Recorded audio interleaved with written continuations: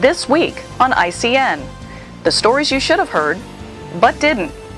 Experts tell Congress what they already know. Debt is going to break this country. A convicted felon picks the wrong home to invade. Real ID gets postponed until 2013. The ATF stands by and watches as guns get smuggled into Mexico. Those stories and more next on Informed Citizen News. I think we face the most predictable economic crisis in history. A lot of us sitting in this room didn't see this last crisis as it came upon us, but this one is really easy to see. The fiscal path we are on today is simply not sustainable. This debt and these deficits that we are incurring on an annual basis are like a cancer, and they are truly going to destroy this country from within unless we have the common sense to do something about it. I'll just tell you how crazy our situation is today. We have this treaty where we're supposed, if China were to attack Taiwan, we're supposed to support Taiwan. The only problem is we'd have to borrow the money from China in order to do it. You know, this is a real mess we're in today. And we can either take the ostrich theory and put our heads in the sand, or we can decide we're going to step up and do something about it. Hello and welcome to ICN, Informed Citizen News, week of April 18th, 2011. That was Erskine Bowles, former Chief of Staff to President Clinton, testifying before Congress this week. He is co-chair of the National Commission of Fiscal Responsibility and Reform with former Republican Senator Alan Simpson. Trotting out semi-retired politicians to proclaim the obvious is nothing new in Washington. What is standard practice is for Washington to kick the can down the road. In this case, according to Bowles, the end of the road is in sight. The recent so-called compromise to avoid a government shutdown did nothing to address the country's financial ticking time bomb. The question is, can the American people muster the will to make their representatives take substantial action to avoid catastrophe? And finally, money. Gold is the money of kings. Silver is the money of gentlemen. Barter is the money of peasants. And debt is the money of slaves. America's financial problems are not just limited to unsustainable budget commitments like Medicare and Social Security, but rather there exist deep structural shortcomings in the productivity of this nation. An editorial in the Wall Street Journal by senior economics writer Stephen Moore captures the fundamental problems this country faces. For example, more Americans work for the government than work in construction, farming, fishing, forestry, manufacturing, mining, and utilities industries combined. Today in America, there are 22.5 million people working for the government, nearly twice as many than those that work in all of manufacturing combined at 11.5 million people. This is an almost exact reversal of the situation in 1960, where there were 15 million workers in manufacturing, while only 8.7 million collected a paycheck as a government employee. Nearly half of the $2.2 trillion cost of state and local governments is the $1 trillion a year tab for pay and benefits of state and local employees. It was also highlighted that it's not the case where a particular troubled large state like California is weighing down the rest of the country. Every state in America today, except for two, Indiana and Wisconsin, has more government workers on the payroll than people manufacturing industrial goods. The financial problems facing this country have been building deep roots. There is a growing trend amongst college grads to seek employment with the government, as those agencies are the only ones hiring new graduates. Our financial predicament has been building up over many decades. The American people need to confront these fundamental problems facing our nation and elect representatives who will turn this country from its self-destructive path.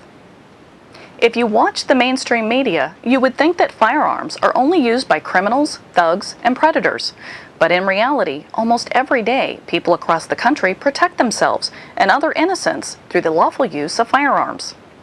The average response time for police is about 7 minutes, which means you're on your own to deal with the worst of society.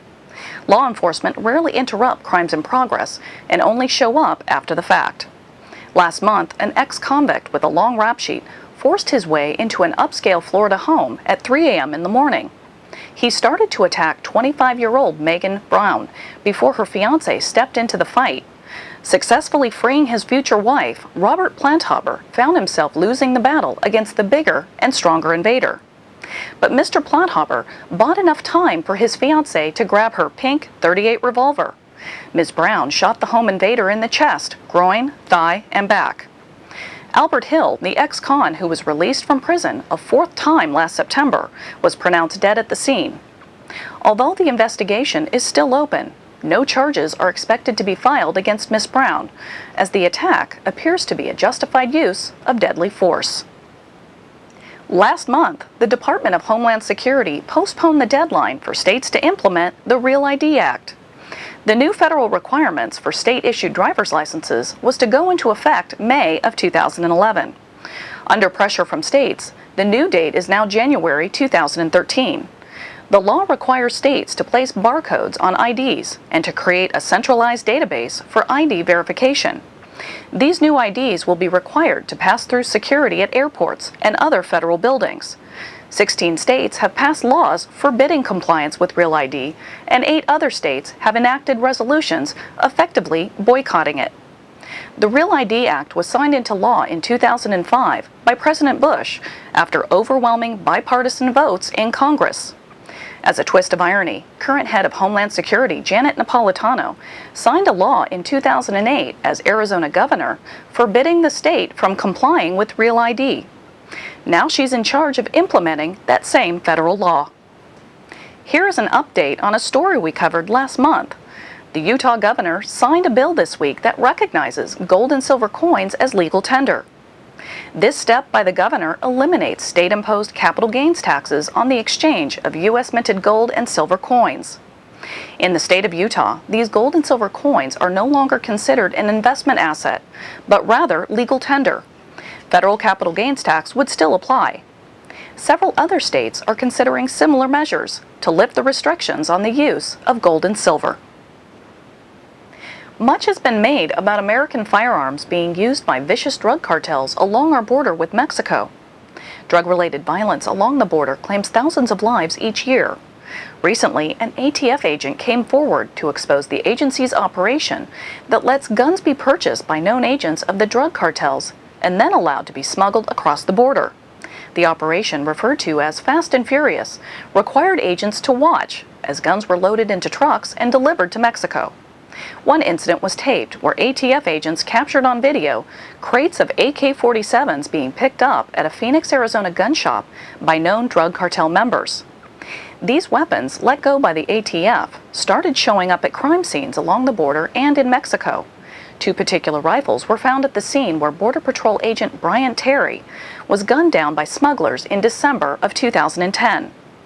The ATF refuses to comment on the report and claims to be evaluating national firearms trafficking policy. This week, a Mississippi state judge issued an order to public school attendance officers in his judicial district to provide the names of all home-educated children.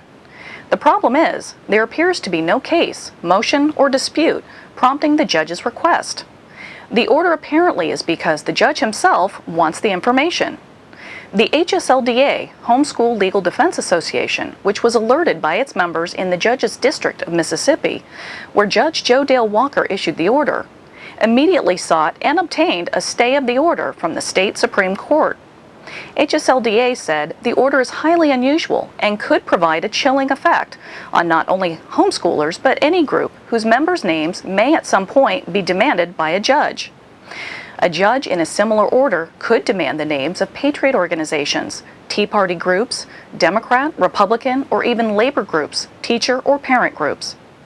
The judge's order noted that the cause for the order came up for hearing on the court's own motion, but HSLDA said apparently no hearing was ever held, and the order is the only document in the court file. Home educators are particularly sensitive to being persecuted by officials to enroll their children in government-run schools. This order by a judge certainly doesn't help alleviate those fears.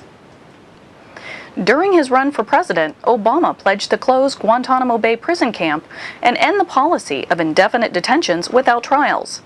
In March, he signed an executive order extending the use of Guantanamo as a prison for accused terrorists and for military tribunals.